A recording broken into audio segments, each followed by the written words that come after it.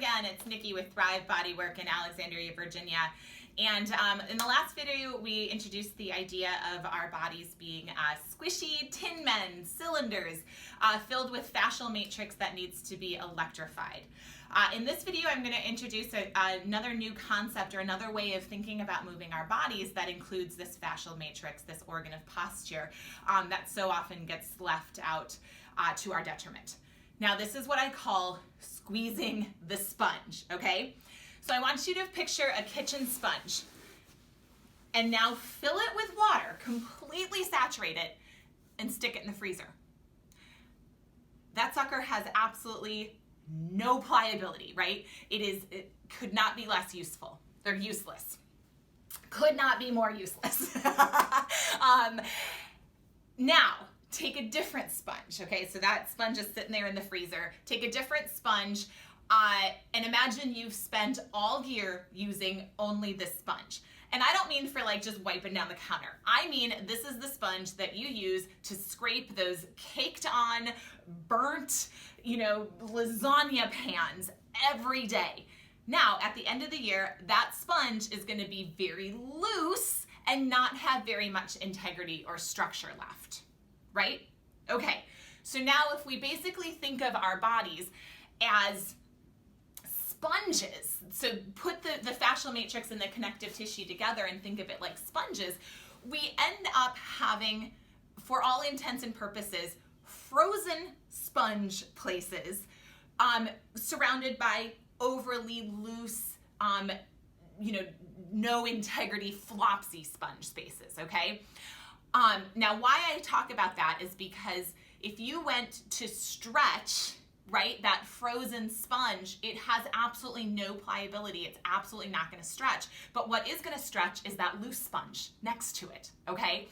And so this is a sort of very missed piece of flexibility, mobility, and strength, is this ability to squeeze into ourselves and squeeze the sponge, okay? So just like you would, if you took that kitchen sponge, how would you make it useful again, right? Well, you would introduce energy in order to melt the water or melt the ice, and then you would introduce more energy to squeeze it out. That's the same thing that we need to do with these frozen, dead, tight bundled pieces of our matrix. We need to add energy, electrify the fence, and then we need to add more energy to move them and to squish them into our bodies and then open them up. And that's what's gonna really get these tight spots.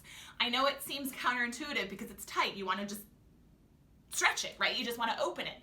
But again, what happens is when we've got this tight spot, this frozen spot next to this loose spot, and we go to stretch without first squeezing the water out, the only thing that happens is that loose spot gets looser, okay? So without that step, you're just gonna be, continuing to add to the problems. So some common spaces that have this tightness that we forget need to be mobilized, things like this, right? We are always so used to being told to keep our shoulders out of our ears that we forget our shoulders also should go into our ears. And then, if we're sitting with bad posture, we're shoving them down, using our muscles, which we've learned that's the wrong organ to use for things like that. And so it's this ability to really kind of turn on, squeeze, squish that out. And then now that tissue is mobile and flexible and pliable again and able to turn back on and be participatory in your body. So hopefully that makes sense. Squeeze as well as lengthen. Squeeze as well as lengthen. That's gonna give you a greater generative flexibility. If you haven't noticed, generative is my favorite word, instead of degenerative. And it will really be the missing link in a lot of these movements and stretches and stretch modalities that you've been doing. So thrivealexandria.com if you live in the Northern Virginia area and want to get on my table. For the rest of you, I hope you have a great day, and see you in the next video.